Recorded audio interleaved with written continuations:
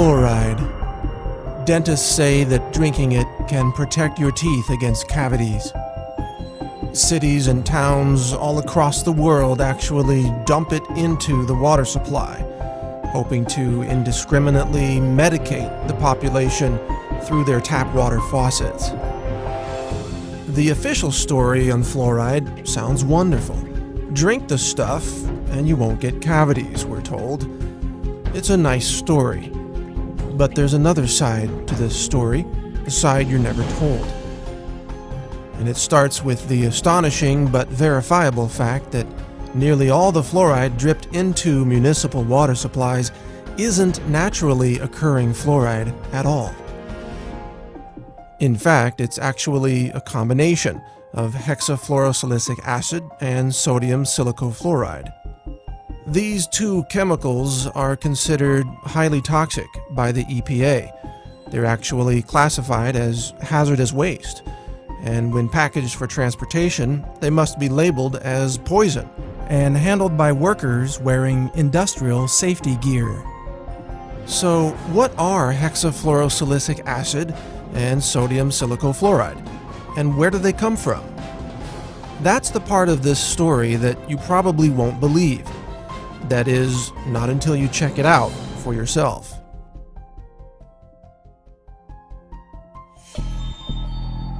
Because the more you look into the mythology of fluoride, the more bizarre this story becomes. And this bizarre story begins at phosphate mining companies.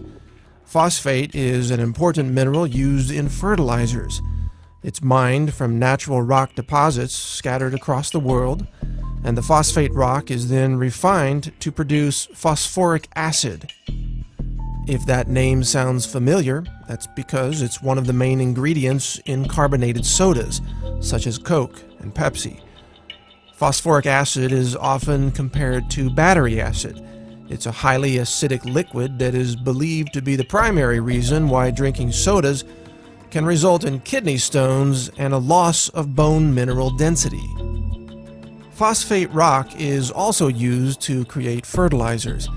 The problem is phosphate is often contaminated with high levels of fluoride, as much as 40,000 parts per million, or up to 4% of the raw ore.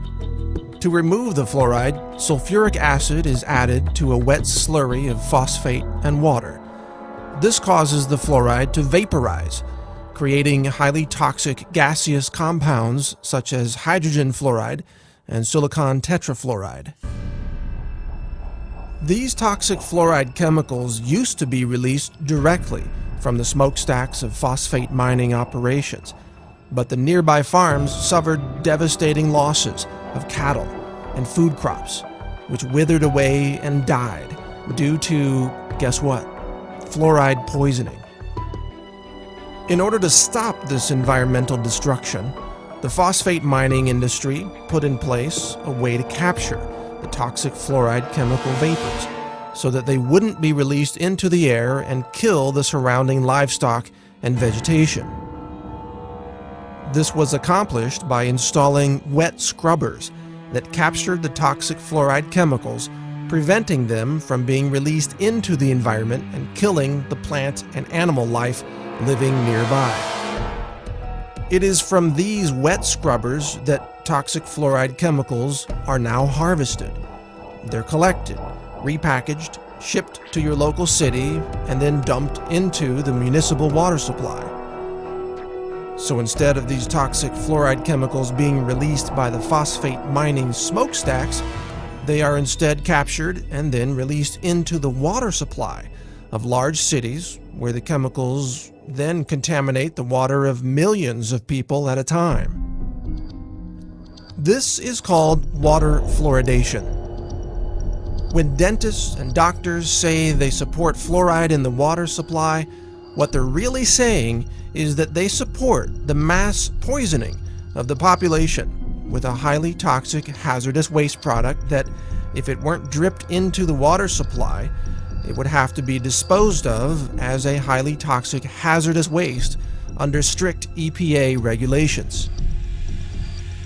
Curiously, it is a violation of federal law to dump hexafluorosilicic acid or sodium silicofluoride into the water. Such an act, in fact, is considered an act of terrorism. Yet it is mysteriously allowed today as long as it is accompanied by a loosely justified claim that we're doing this to stop cavities. But setting aside for the moment the inconvenient truth that water fluoridation involves the illegal act of dumping hazardous waste into the water supply, there's another important question in all this. Do these toxic fluoride chemicals actually prevent cavities? Roughly 99% of the municipal water pumped through any given city never ends up in the mouths of the people. Most water is used for showering, washing dishes, washing clothes, watering yards, and filling pools. Almost none of the fluoride dripped into the water supply comes into contact with human teeth. It does, however, end up downstream, where it contaminates rivers, streams, and ultimately the oceans of our world. In this way, water fluoridation policies have become a convenient loophole through which the phosphate mining industry can dump its toxic waste byproducts into the environment without adhering to any EPA regulations whatsoever.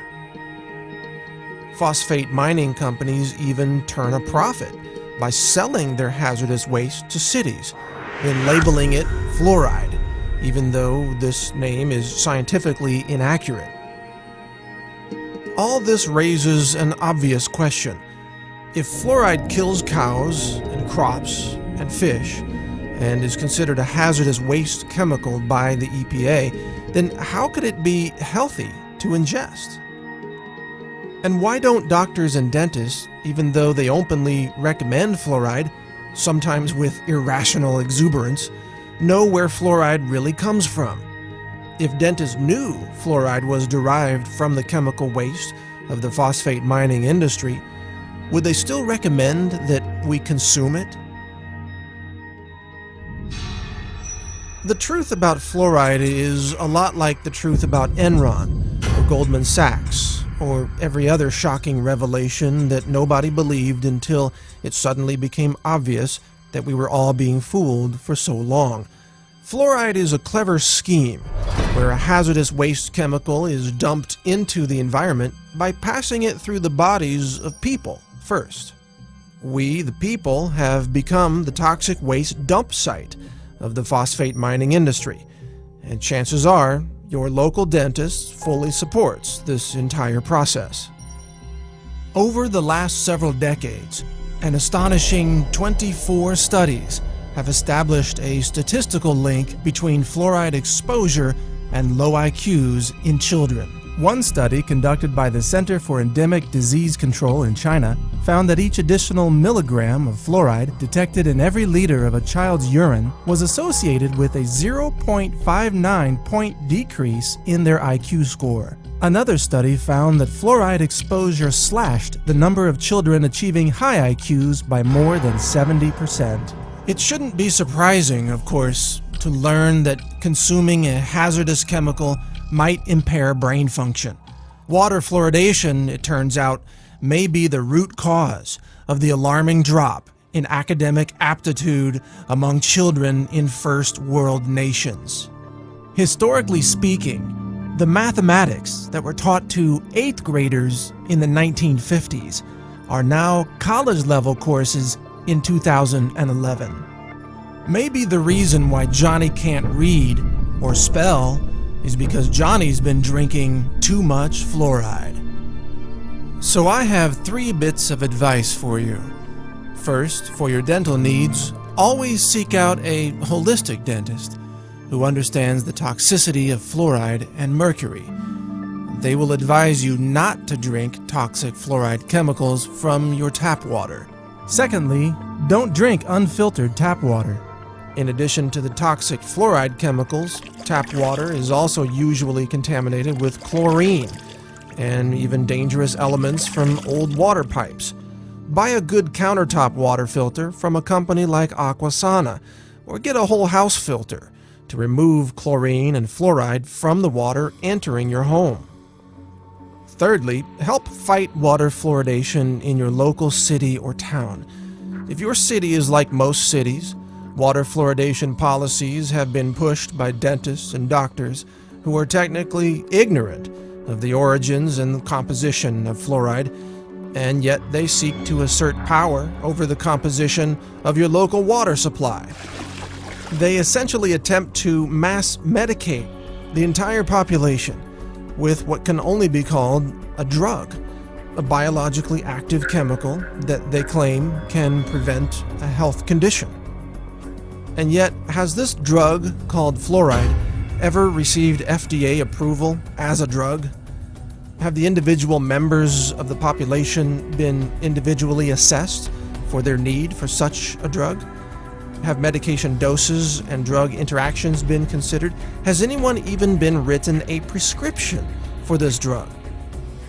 The answer is no. Fluoride is an unapproved drug being used in a highly illegal mass medication scheme that provides an excuse for the real agenda of disposing of a highly toxic, hazardous waste chemical. It's time to stop fluoride. Demand an end to fluoridation in your local cities and towns. Call for those who purchase and handle fluoride to stop what they're doing. Question the safety of these toxic chemicals being dripped into the water supply. These are actions that endanger the public. They could be called acts of terrorism. And publicly shame the doctors and dentists who have taken part in this mass chemical poisoning, causing untold harm to populations all over the world. Help us stop the fluoride poisoning of our world. Learn more at naturalnews.com. Join the Facebook group No Fluoride. See more videos about fluoride at naturalnews.tv.